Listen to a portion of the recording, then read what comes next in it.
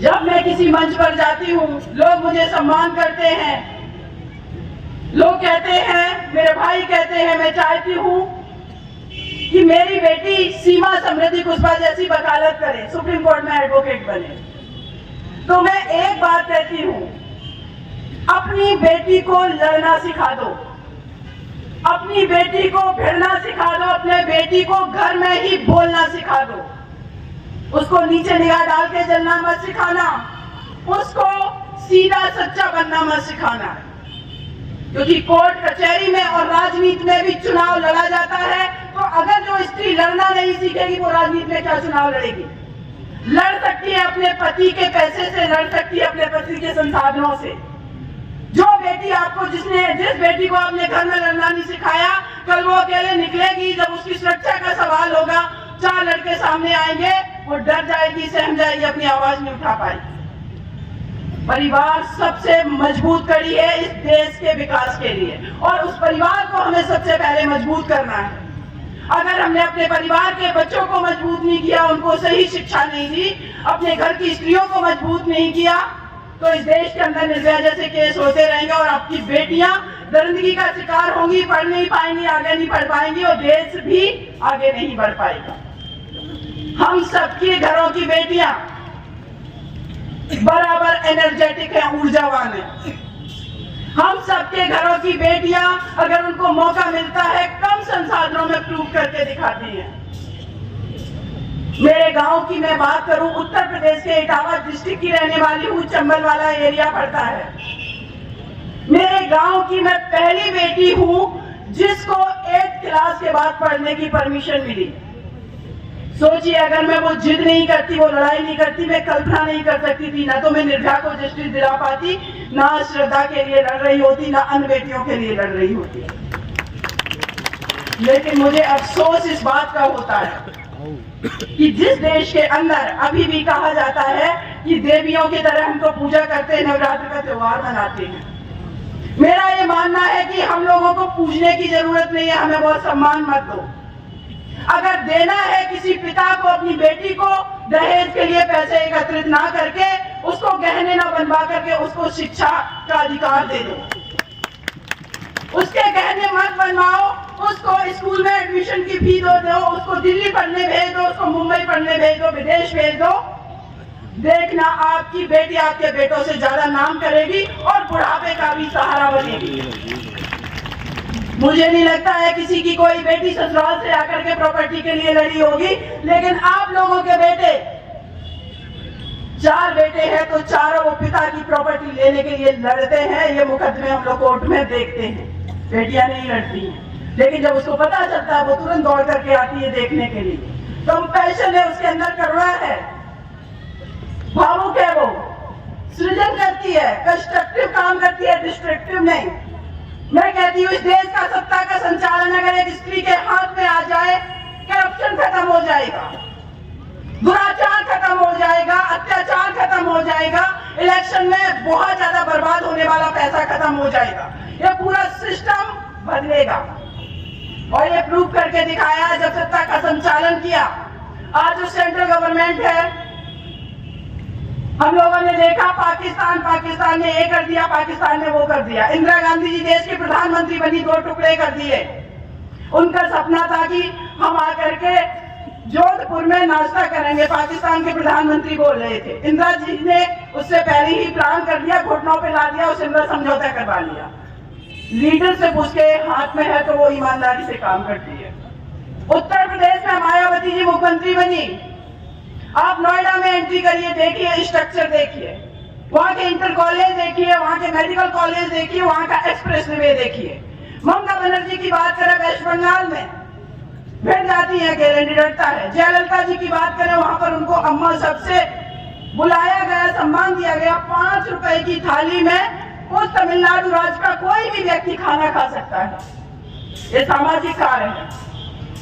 Politics को अगर आपने समाज सेवा का कार्य बना लिया, तो आप समझ लीजिए कि इस देश का भी भला होगा, समाज का भी भला होगा।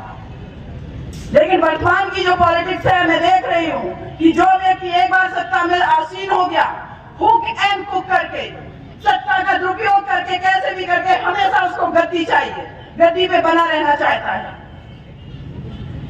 ये बहुत आवश्यक है कि इन चीजों का परिवर्तन होना तभी संभव है जब महिलाओं की भागीदारी बढ़ेगी, चाहे वो पार्लियामेंट में 33% रिजर्वेशन की बात हो। और मंच पर विराजमान उप मुख्यमंत्री जी से मैं एक निवेदन करती हूँ, आप अपने हरियाणा में महिला सुरक्षा गारंटी अधिनियम इंट्रोड्यूस कर दीजिए। हमारे देश की किसी भी महिला को गारंटी नहीं दी गई है कि हम आपकी सरकार सुरक्षा लेती है, कोई परिवार गारंटी नहीं देता है, कोई समाज गारंटी नहीं देता है। प्रधानमंत्री जी से जल्दी मुलाकात होने वाली है। इस बिल को मैं पार्लियामेंट में पास करा करके रहूंगी, चाहे कुछ भी हो जाए, या तो पार्लियामेंट के बाहर से या पार्लियामेंट में फ्यूचर में पहुंच करके, क्योंकि जो जेंडर पीड़ित है, शोषित है, उसकी आवाज अगर हम खुद नहीं उठाएंगे तो कौन उठाएगा। तो मैं चाहती हूँ यहाँ के उप मुख्यमंत्री जी से अनुरोध करूंगी कि हरियाणा को पहला ऐसा राज्य बन जाए जो महिला सुरक्षा गारंटी अधिनियम पास कर दे। इसका पूरा परफॉर्मा मेरे साथ है, 10 साल से मैंने काम किया है, बालाराम सैनी भाई के माध्यम से आपके पास पहुंचेगा वो। मैं चाहती हूँ कि एक्चुअल में अगर हमारे युवा पॉलिटिक्स में आ रहे हैं, जो उप मुख्यमंत्री है, मुख्यमंत्री है, वो वाकई में ऐसा काम करें जो मिसाल बने। ये आबादी जो महिलाओं की 50% है, आज भले ही इनके वोट का उपयोग करके इनको नेग्लेक्ट कर दिया जाता है, लेकिन मैं ये दावे के साथ कहती हूँ, इस देश के फ्यूचर में ये महिलाएं जागृत होंगी और एक टाइम ऐसा भी आएगा कि 10 साल 20 साल तक कोई पुरुष पावर में नहीं आ पाएगा, अगर ये अवेयर हो गई, अगर ये जागरूक हो गई। क्योंकि हम लोग बटे हुए नहीं है, हमारी लड़ाई जेंडर की लड़ाई है, हमारे शोषण पीड़ित वंचित रहने की लड़ाई है।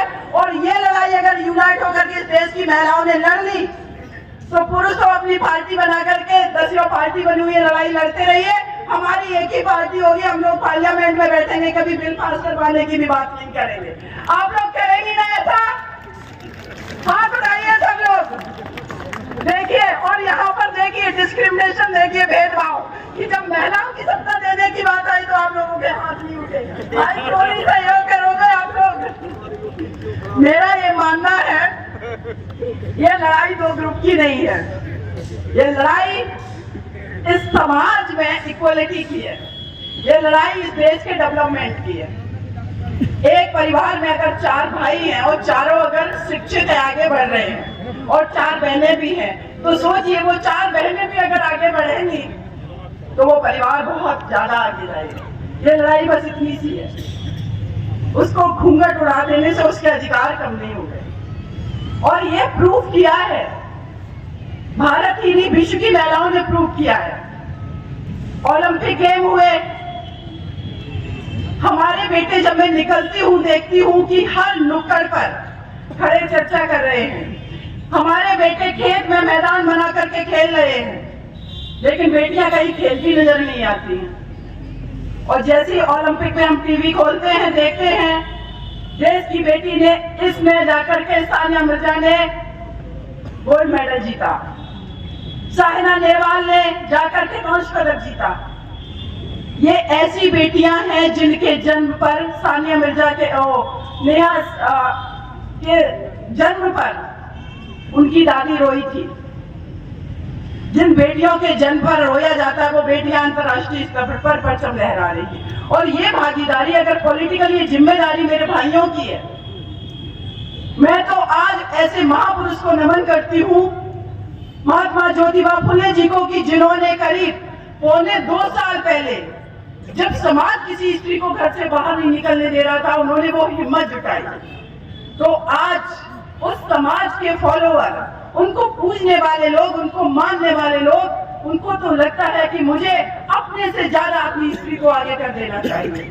अगर ये भावना आपके अंदर है, डेफिनेटली आपका परिवार, समाज प्रगति के पथ पर आगे बढ़ जाएगा। और अगर ऐसा नहीं हुआ, जैसी वर्तमान की पॉलिटिक्स चल रही है, चलती रहेगी, हम यूनाइट नहीं होंगे, हम टिकट दूसरे लोगों से मांगते रहेंगे, और हम ये भी कहते रहेंगे हमारी संख्या ज्यादा है, हमारा वोट ज्यादा है, वोट हमारा, राज तुम्हारा नहीं चलेगा, नहीं चलेगा। मानवर साहब कांशीराम जी कहते थे। वोट हमारा, राज तुम्हारा, नहीं चलेगा, नहीं चलेगा। लेकिन इस पर यह विचार करने की जरूरत है कि हमारा वोट जा कहां रहा है और राज उनका चल क्यों रहा है। देश की 80 से 85% आबादी अभी भी बेसिक चीजों से वंचित है, शोषित है, पीड़ित है। ये संसाधन, ये मेरी कोई रिपोर्ट नहीं है, ये आरबीआई की रिपोर्ट होती है, ये वर्ल्ड बैंक की रिपोर्ट होती है कि किसी भी देश की पूंजी, भारत की पूंजी 10% पूंजी 90% लोगों के हाथ में और 90% पूंजी 10% लोगों के हाथ में। उसका कारण ये है कि एक व्यक्ति अगर एक बार पूंजीपति बना तो वो ही डेवलप करता चला जाएगा। एक व्यक्ति अगर एक खानदान में प्रधानमंत्री बना तो सदियों तक हमने पूजने की प्रथा बना ली। अगर कोई मुख्यमंत्री बना तो उसको पूजने की, हम व्यक्तिवादी हो गए, हम व्यक्ति की पूजा करने लगे और समाज को हमने नेग्लेक्ट कर दिया, भूल गए। ये भावनाएं बदलनी होंगी। किसी भी देश के अंदर व्यक्ति पूजा नहीं होती है। अमेरिका को उठा करके देख लीजिए, जब से ओबामा जी सत्ता से बाहर हुए हैं, कोई और दूसरा राष्ट्रपति आया, उनकी आप फोटो नहीं देखेंगे, उनको संसाधन नहीं आप लेते हुए देखेंगे। लेकिन मेरे देश के अंदर इतने संसाधन, पॉलिटिशियन को इतनी व्यवस्था दी जाती कि हमारे लोगों की जो कैपिटल है, जो पूंजी है, जो टैक्स का पैसा है, उसी में बहुत बर्बाद हो रहा है। ये पॉलिटिकल चीजें आपको समझने की आवश्यकता है, क्योंकि ये बात यहाँ पर देश के विकास की हो रही है, किसी व्यक्ति विशेष की नहीं हो रही है। ये बहुत आवश्यक है। और साथ में ही मैं आप सभी लोगों से एक बात अनुरोध करना चाहूंगी कि आप लोग अगर चाहते हैं कि ये समाज विकास करे, ये देश विकास करे, आपका हरियाणा राज्य विकास करे, तो आप अपने घर की बेटियों को आगे निकालिए। माता सावित्रीबाई फुले जी की जो जयंती मनाई जा रही है आज, उसकी तभी सार्थकता सिद्ध होगी। अन्यथा सत्ता का परिवर्तन होता रहेगा, सिस्टम जैसा का तैसा बना रहेगा और सिस्टम से लोग शोषित, पीड़ित, वंचित बने रहेंगे और शिकायतें करते रहेंगे। तो ये शिकायतें तभी खत्म होंगी जब आप खुद सत्ता में आसीन होंगे, स्ट्रेटजी बना के। जय हिंद, जय भारत।